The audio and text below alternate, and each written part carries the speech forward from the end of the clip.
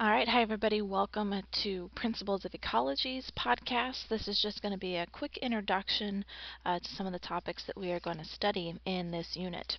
As always, if you want some references, just for more examples, more pictures, those sorts of things, we are looking in Chapter 2 in our text, and we are in pages 32 to 37. So let's take a look at this opening picture. What I like about this picture is you see a lot of this color green, and that's often associated with ecology and ecosystems because plants are a major component to what we're going to be studying in this unit. You can also see that there's other animals, other organisms, and there's also maybe a human component to this, and that is also a part of ecology and what we're going to be studying. So let's get started off first, and you can make a little note of this if you'd like, as to what our definition of ecology is and what we're going to use in this unit. So ecology is the study of interactions that take place between organisms and their environment. So the term I want you to look here, our verb that we're going to study, this idea of interaction. What is an interaction? And by the time we're done with this unit, I'm hoping that you can describe a couple different types of interactions. And we see another component here, organism. So maybe we should get a good definition of what an organism is, and we'll do that later on today. And then lastly, we've got environment. So those are kind of the three key parts to ecology and what you want to be able to talk about by the time we're done here. Now, I don't want you to forget about these concepts that we've already discussed, but when we are looking at research that's been done with ecology and how we know so much, there's two types of research that's done, or two types of data that are collected, qualitative and quantitative. So let's just do a quick review of that first. Take a look at these wildflowers. Now, I put these on here as my example of qualitative. And if you remember, this is something that you get just by observing. So if we look at these wildflowers, maybe we'll look at the ones here in the top picture. I see this shape of these little pink ones right here. They kind of have a cone shape to them. Now, we really can't put a numerical value to that, and we're kind of using our senses to determine this. And anytime you do something like that, that's qualitative. And I could contrast that with these ones down here. These wildflowers take on a little more of a circular shape. So that's just a difference that we can use by looking at these two. Maybe we would also use our nose and we might smell these wildflowers. Do they smell sweet? Do they smell citrusy? That's something that you could look at. We also might observe maybe these ones down here are all short compared to other ones. We don't really have a numerical value to that. We're just looking at compare and contrast. Maybe these ones are fuzzy. Use your sense of touch to describe how these wildflowers look. So anytime, I like to call this, your five senses, those would be examples of qualitative. Now, another type of data, though, that we can collect is quantitative, and this would be taking some sort of measurements. So one of the measurements we're going to really focus on is temperature, and we're also going to talk about precipitation. So those are good examples to have down in your notes as quantitative values to look at. You could also measure things like a pH. We have a pH scale that measures things as acidic or basic. And you can also get some numerical values for things like nitrogen or pollutants that exist. And we'll practice that a little bit too, looking at some ecosystems here around THS. So quantitative, anything that you can make a measurement by.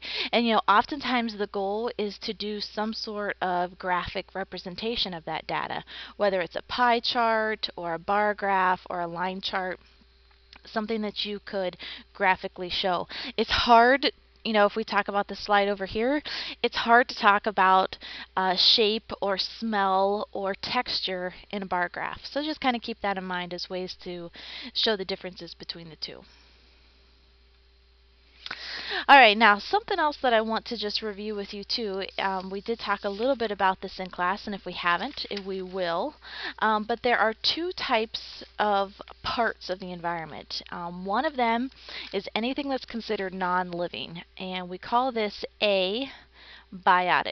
Now, often an A in front of something means the opposite or non, and we've talked about bio here in the past mean living. So as you can see, if you just know the parts to this word, you've got that it must be a non-living factor. So these are things like sunlight, other options, maybe a rock in here, things like water, chemicals. And I challenge you to maybe put two more down that you can think about. And I'll ask you in class, and we'll make sure that you got those right. But anything that is non-living, that would be a part of the environment. So the opposite of that, if it is non-living, then it must be a living factor. And there are all sorts of things that we can talk about in here. You could look at a plant, for example. Is that plant used for shelter? Or maybe it's a food source for the organism that you're studying. You can look at an animal. And again, maybe that's a food source, maybe it's some sort of predator-prey interaction that you have going on. You could also look at maybe how a fungus, a protist, or a bacteria. And these categories that I just gave you, fungus, protist, bacteria, plant, and animal, these are kind of our major breakdowns that we use to describe life. So if you want to talk about any other type of biotic factor, it's going to be something that falls into one of these categories. And there's all types of interactions that are going to go on. So how do we organize this living, non-living, getting all of this data? Well, I've got some good examples for you for that. What we do is we call it a level of organization, and we have broken down all the parts of the living world into some smaller segments. And so the smallest segment that you can start with is an organism. And the organism of choice that I've used here is this cute little bunny rabbit. Isn't he darling? Might be one of Toby's cousins. So an organism, any individual living thing, it has to be made up of cells. If you remember our characteristics of life, we said that was huge. Has to be able to require energy. Has to be able to reproduce. It would respond, it would grow and develop. So as long as it fits our characteristics of life, we would call it an organism. And our example here is this cute little bunny rabbit. Now, our next level, what if we put a bunch of these bunny rabbits together? Well, the name that we give that is a population. It's got to be a group of the same organism, so it all has to be this little wild rabbit that I have here. They have to be able to breed with each other, interbreed, and they live in the same area at the same time. So rabbits in Ohio versus rabbits in California, those would be two different populations. You'd have to have maybe just rabbits in your backyard. And as we can see by these cute little babies right here, they have reproduced. These little guys are darling.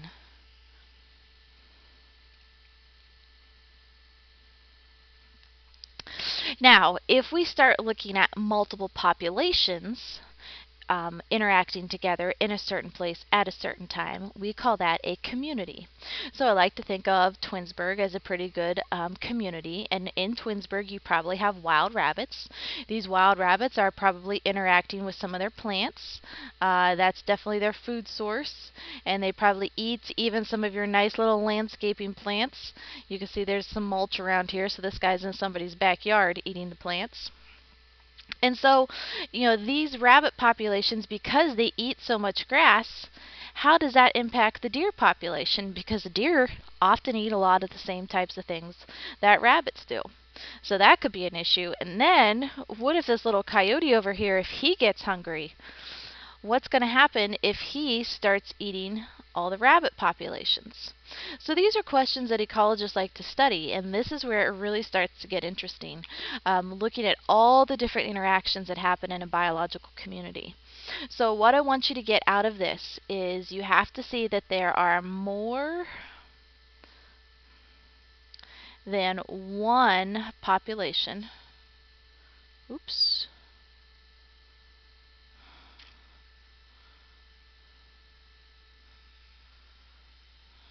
Switched my pen real quick. In a biological community. That's your key idea. More than one population that interacts in a biological community. So if we build a little bit together, let's say we've got a bunch of communities interacting together, what's going to happen there? Well, we call that an ecosystem. And the ecosystem that our little bunny rabbit would live in would be a deciduous forest somewhere here in Ohio, and we'll talk about what all the different ecosystems are. But what's interesting here is you bring in the non-living world to an ecosystem. So that's kind of a key part, because up until this point, everything that we've talked about has been living. So this is where you start to see the non-living and the living interacting together. So again, how does temperature, or how does precipitation, or how does pollution have an impact on all these living things living in an area? And that would be a question that an ecologist would study at this level. So here I gave us a nice little forest. We've got multiple different populations. We have some non-living, soil and rock down here. Here's our cute little bunny. How is this rabbit? How's our little fox here? Raccoons. Insects can even be included in this with your butterflies. How do all of these interact? So I'm going to kind of show a plus sign with that, with the non-living world. So how does rain impact this? How would a cold winter impact these animals? How would a chemical spill change this ecosystem and change the way these populations interact? So if we get one more level larger, we get to something that's called the biosphere. And the best way that I can tell you that is this is the planet Earth. This is the portion in our universe that can support life. It extends clear into our atmosphere to the bottoms of the oceans. And as far as we know, we are the only planet that has all these conditions possible for life to exist. So the example that I ran through with you today was all land-based animals and plants. And I just want to show you a quick little video, it's just a few seconds long, that shows you the levels of organization that we just went through, but this time it's with an aquatic ecosystem. So take a look at this.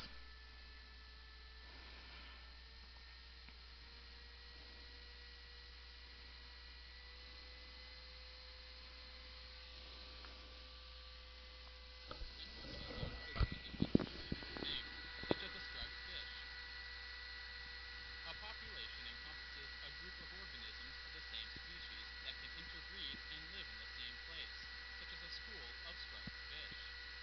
All of the populations of various species that live in the same place, such as all the organisms that live in a coral reef, make up a biological community. An ecosystem comprises all of the abiotic, or non-living, factors that affect the makeup of a region. The biosphere is the highest level of organization. It contains the layer of Earth that supports life.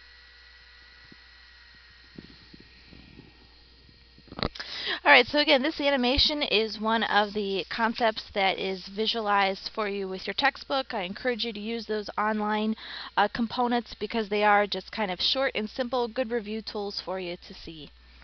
Alright, this is the end of our podcast, and I look forward to seeing you in class.